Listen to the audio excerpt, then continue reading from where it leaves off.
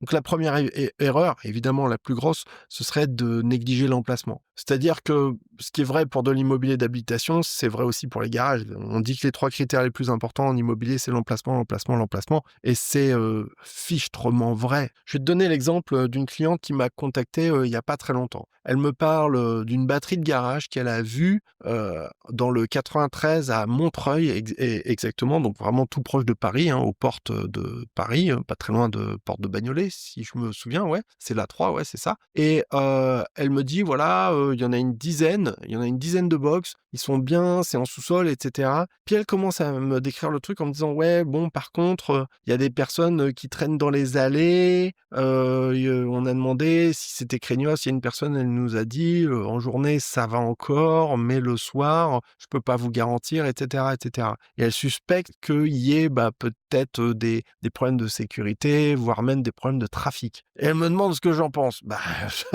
ce que j'en pense, c'est évidemment qu'il faut acheter des choses, même si c'est pas terrible, mais des choses sur lesquelles éventuellement tu peux intervenir et le problème, c'est que quand c'est des problèmes de sécurité comme ça, ou des problèmes de personnes qui sont là et qui n'ont rien à foutre là, tu vois? C'est des choses qui sont liées à l'emplacement et ça, tu vas avoir du mal à travailler dessus. Donc il faut simplement éviter ce genre de biens.